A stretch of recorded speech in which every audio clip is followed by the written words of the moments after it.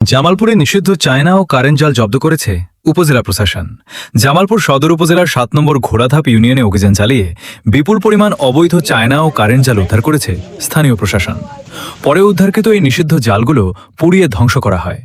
প্রশাসন সূত্রে জানা গেছে, ঘোড়াধাপ ইউনিয়নের ঐতিহ্যবাহী চুরিমাগুড়া বিল, দখলপুর ও রাজাপুর বিল সংলগ্ন এলাকায় দীর্ঘদিন ধরে এক শ্রেণীর অসাধু মৎস্যজীবী নিষিদ্ধ চায়না দুয়ারি ও কারেন্ট জাল ব্যবহার করে আসছিলেন।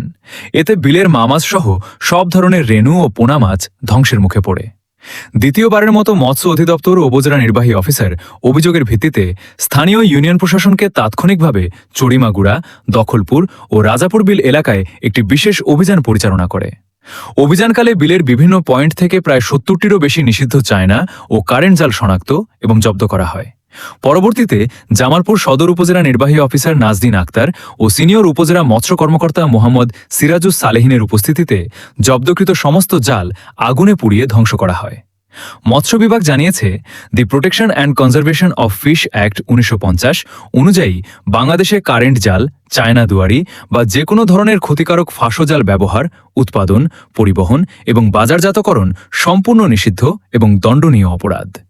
উপজেলা প্রশাসন ও মৎস্য বিভাগের কর্মকর্তারা জানান, দেশীয় মাছের প্রজনন ও বংশবৃদ্ধির সুরক্ষায় এবং জীববৈচিত্র্য রক্ষায় এ ধরনের অবৈধ জালের বিরুদ্ধে প্রশাসনের কঠোর নজরদারি এবং অভিযান নিয়মিত অব্যাহত থাকবে।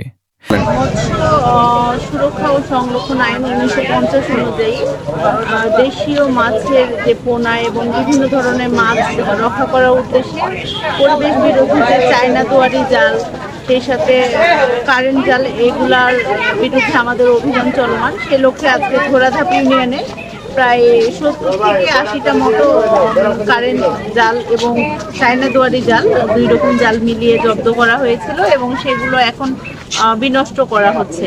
আসলে মাছের প্রজাতি সংরক্ষণে আমাদের অভিযান চলমান থাকবে।